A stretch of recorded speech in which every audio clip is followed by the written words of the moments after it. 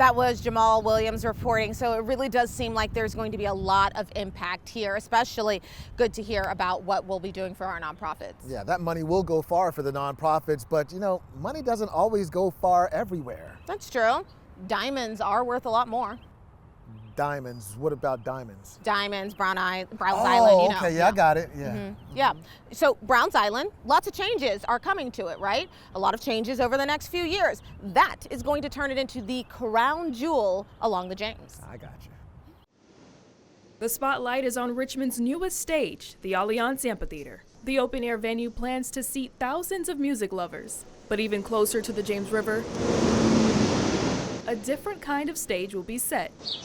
One for nature, neighbors, and a new way to enjoy the city. Because it is so popular, we would like for it to be a better park, a more engaging park space 365 days a year, rather than just on the days when there are events. Browns Island sees more than 1 million visitors each year, even without having basic infrastructure like permanent restrooms and water fountains. That's part of the reason why $30 million is being invested into its transformation.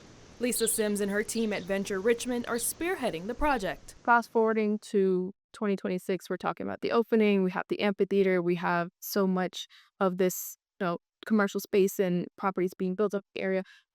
For you, what does that look like? What is the area going to look like the next 2 to 3 years? We would like to see this as a new neighborhood, not a place that is empty during the day, but a place that is vibrant, full of people, full of bodies walking around.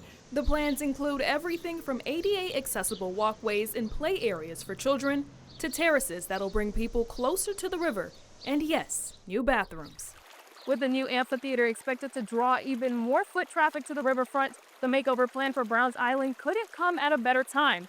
But as it turns out, these projects aligning is purely a coincidence.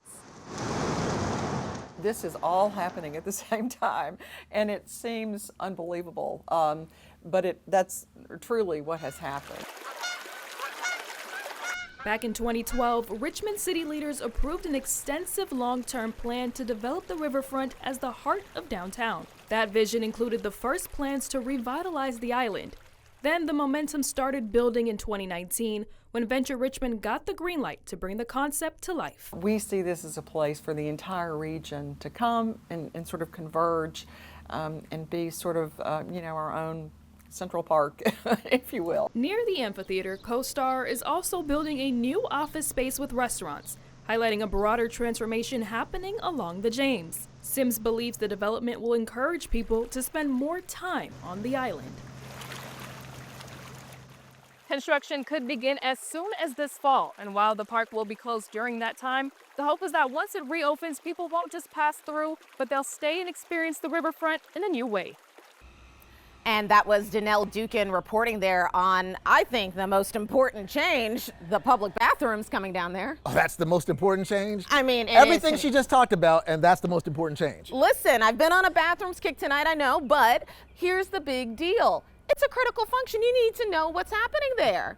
A critical function for the critical function? It is. When okay. you gotta go. But enough about the bathrooms, okay, because we have saved some of the best for last.